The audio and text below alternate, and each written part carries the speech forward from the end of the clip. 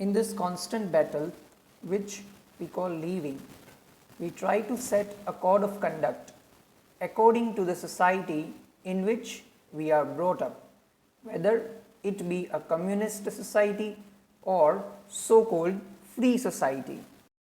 We accept a standard of behavior as a part of our tradition, as Hindus or Muslims or Christians or whatever we happen to be. We look to someone to tell us what is right or wrong behavior, what is right or wrong thought, and in following this pattern, our conduct and our thinking become mechanical, our responses automatic. We can observe this very easily in ourselves. For centuries, we have been spoon-fed by our teachers, by our authorities, by our books, our saints. We say, tell me all about it. What lies beyond the hills and the mountains and the earth? And we are satisfied with their descriptions, which means that we live on words and our life is shallow and empty. We are second-hand people. We have lived on what we have been told, either guided by our inclinations, our tendencies, or compelled to accept by circumstances and environment.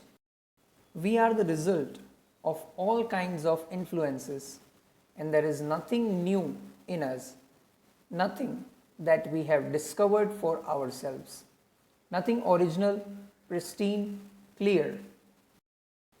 We have been assured by religious leaders that if we perform certain rituals, repeat certain prayers or mantras, conform to certain patterns, suppress our desires, control our thoughts, sublimate our passions, limit our appetites, and refrain from sexual indulgence, we shall, after sufficient torture of the mind and body, find something beyond this little life.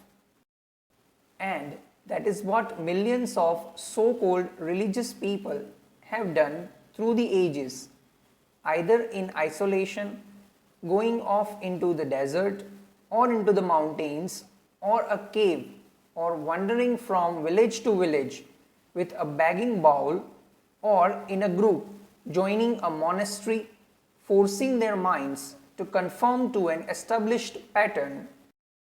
But a tortured mind, a broken mind, a mind which wants to escape from all turmoil, which has denied the outer world and been made dull through discipline and conformity. Such a mind, however long it seeks, we find only according to its own distortion. So, to discover whether there actually is or is not something beyond this anxious, guilty, fearful, competitive existence, it seems to me that one must have a completely different approach altogether. The traditional approach is from the periphery inwards, and throughout time, practice and renunciation gradually to come upon that inner flower, that inner beauty and love.